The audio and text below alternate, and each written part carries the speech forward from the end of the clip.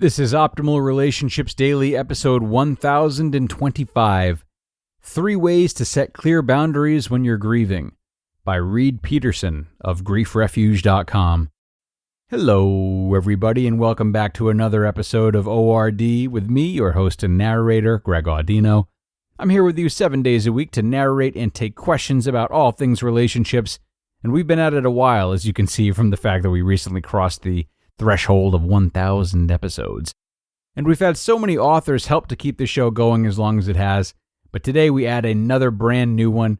We'll be hearing a great post from Reid Peterson, whose specialty is grief and the many sides of it. A bit more about him after the post, but first we're going to hear his work now and optimize your life.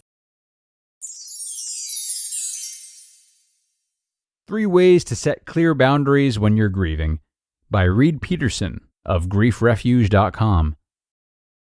Setting boundaries when you're grieving is hard to do.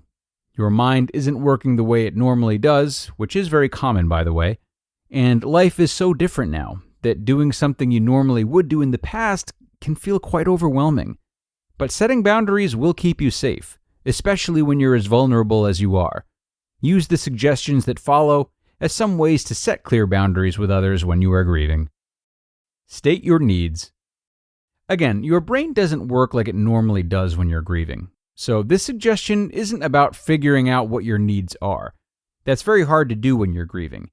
It's about communicating a need in a given situation, dependent upon whom you are with and what the circumstances are in when the moment is happening. That can sound complicated in itself, so let me share an example. You'll set more clear boundaries with others when you say things like, "I need blank" more frequently. Say it soft, say it with kindness, but make sure you actually say it. Here's an example. "Steve, I need you to cook tonight. I'm just not in a position to do so right now." Also notice how this suggestion is about stating your need rather than asking for your need to be met.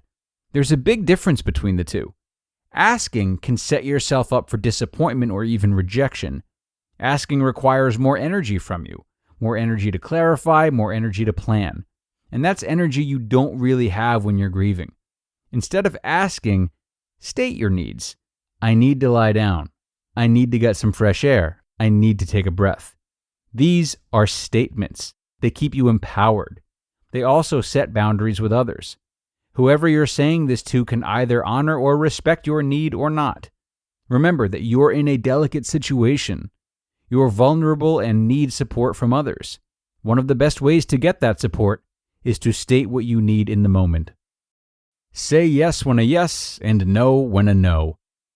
Sometimes grief-related boundaries get construed when your energy is low. You don't have the best recollection of time and space, and someone shows up with the intention to support you, but then starts taking over your grief. They are trying to help, but it feels like they're running the show. They tell you what you're feeling, they tell you what to do.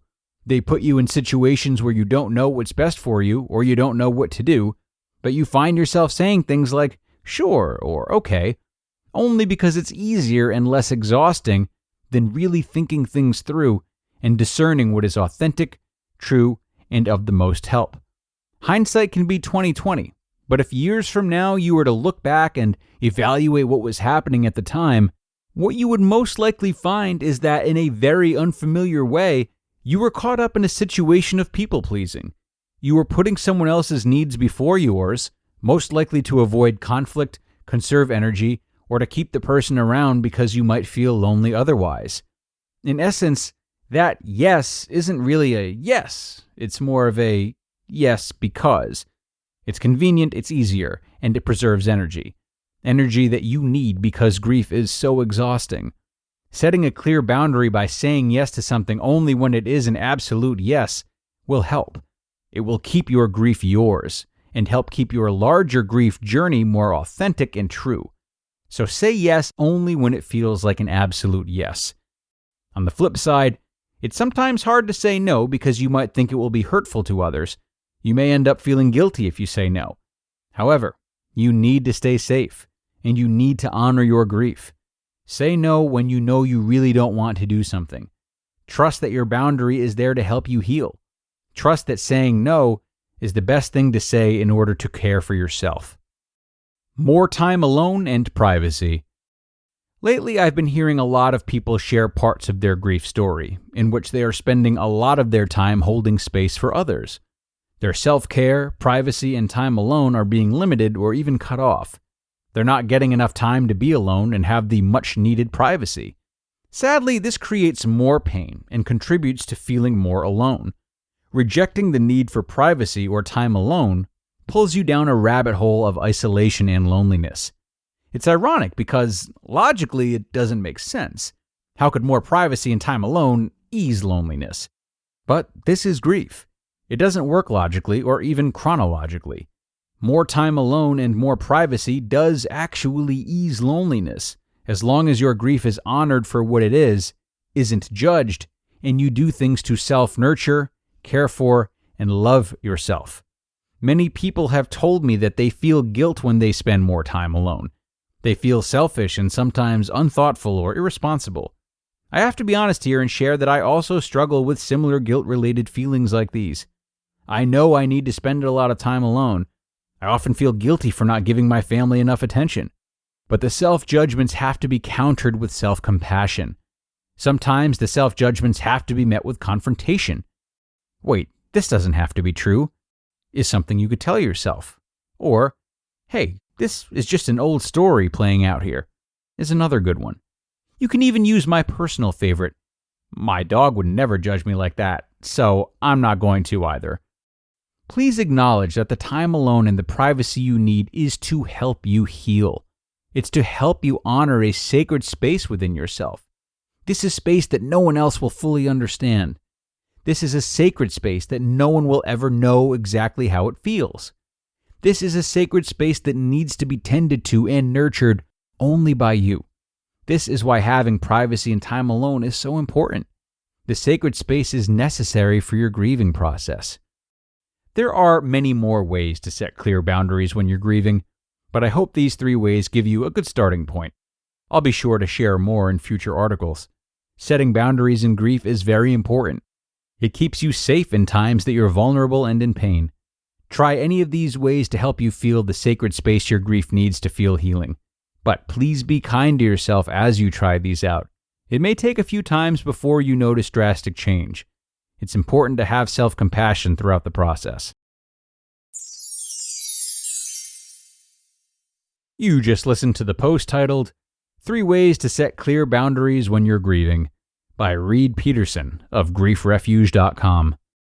Really great post from Reid, and what a wonderful niche he's fallen into addressing grief specifically. A little bit more about him. He achieved a master's degree in Transpersonal Psychology in the year 2007 from the Institute of Transpersonal Psychology and is trained by Dr. Alan Wolfelt from the Center for Loss and Life Transition. Reid's approach utilizes Dr. Wolfelt's companioning philosophy with an emphasis on presence, nature, spirituality, and heart-centered care for the bereaved. Reid is also the voice of the podcast Grief Refuge, narrating those episodes, and also the Daily Refuge, a segment on the Grief Refuge app, which he also created. And I'm so happy to add him to our roster of contributing authors, because the loss of relationships and the ensuing grief is a vital part of the whole spectrum of relationships and how we can be our best in them. One part of this post that really stood out to me was actually right at the beginning in his first example, in which someone stated their need, but then followed up with why they need it. So to me, this is an ideal model to follow because it helps alleviate that guilt that he mentioned later in the post. Oftentimes, the guilt we feel from requesting our needs and taking our space is because we perceive that others are being put out by it somehow. And whether or not that's true varies from situation to situation, but people are likely to respond with more grace if you offer some insight as to why this need of yours needs to be met.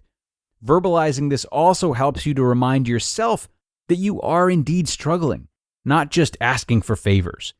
So while it may feel like asking permission, which we're trying to avoid, it does serve as a great buffer and stands to bring you closer together with both your feelings and those who you might be asking to respect your needs and boundaries at this time. So that'll do it for today, everybody. Thanks so much for joining for this one and helping to make another episode possible. Be on the lookout for more from Reid soon. And be sure to tune back in tomorrow where we will continue along the journey to better relationships with yet another narration.